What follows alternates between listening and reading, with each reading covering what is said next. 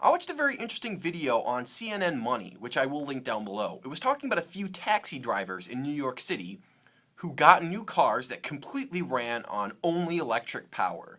And they had special charging stations for them so that they could charge whenever they needed it. It was part of an experiment to see how this would turn over, and it's part of a plan of New York City to eventually get all of the taxis in the city on electric power.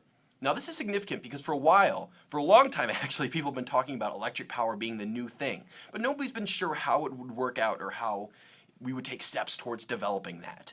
And this, if it happens, is a pretty significant deal. So I just figured I'd talk about my general thoughts on the topic of switching over from gasoline to electric cars. One big topic here that I think a lot of people don't remember is that the majority of cars that drive on the street are not new cars, they're used cars. And there's two ways you get a used car. Either you bought it when it was new and you took good care of it, so it's still yours, or you're a relatively unwealthy person and you have some money, you want a car, but you can't buy it factory new, so you go on Craigslist, or you go to a local dealer that has used cars and you buy it that way. Now, if we switched over the system infrastructure and we now had cars that ran on electric, would that mean that the gas stations would switch over to charging stations as well? Would that mean that we would generally depend upon charging stations? What would that do to the old cars? Would they be forced to get technological developments and adjust so that they can run on electric power? Would that be dangerous? Because normally, something is safer when it was built to do that way. So if you build a new car under the expectation that it'll run on electric, that might be safer.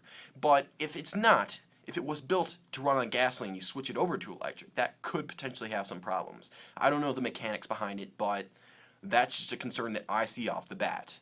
Another point that's worth noting is how the fueling works. There's 2 points with that: cost and the environment. First, the environment. Now, a lot of people say that gasoline is very dirty, bad for the environment, and in many ways that's true. And they propose electric as an alternative, like it's the cleaner way. But the thing is, electric isn't necessarily clean or dirty. It depends on how you get it, obviously. There's a lot of ways to get electricity. The main way we do it in America is by burning coal. And coal isn't very clean.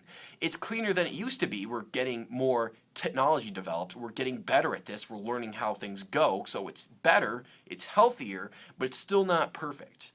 You could argue that we're doing this to build the infrastructure of the technology. We want to have cars that can run on electricity. So then we develop better forms of electricity and we can use that as fuel. Like, for example, it could be green energy, like wind or solar rather, or biofuel, or perhaps we would use nuclear energy, or perhaps we'd still use coal, but we've just used it in such a better way that it's no longer harmful at all. It's basically negligible in its effect to the environment.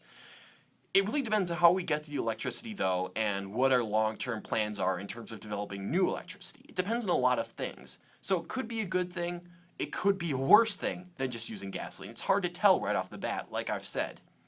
Another important point is it's also good for costs because it generally costs less money because you don't have to fill up with gas.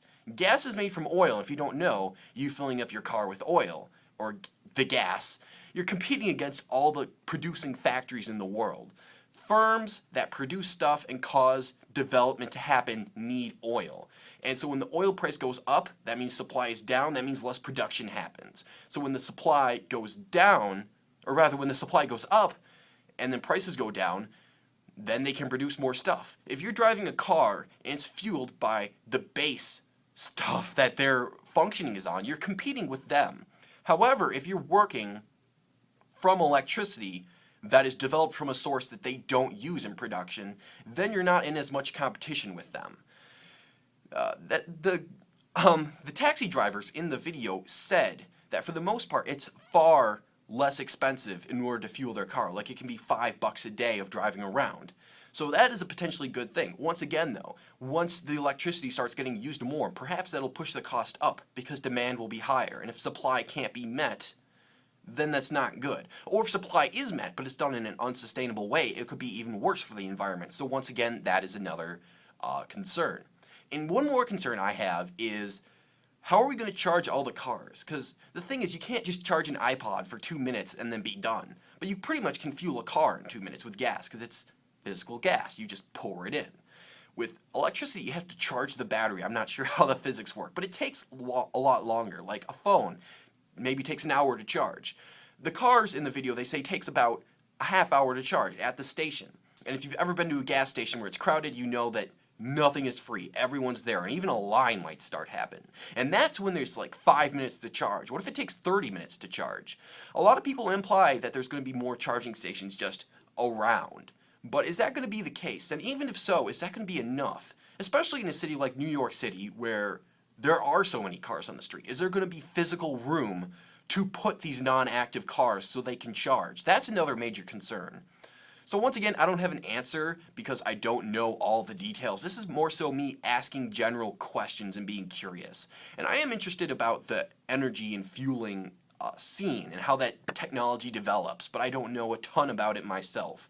I just thought I'd look in and give my layman's perspective. So now you know it. Once again, I'd recommend watching the video down below. I think it's interesting, and thanks for watching.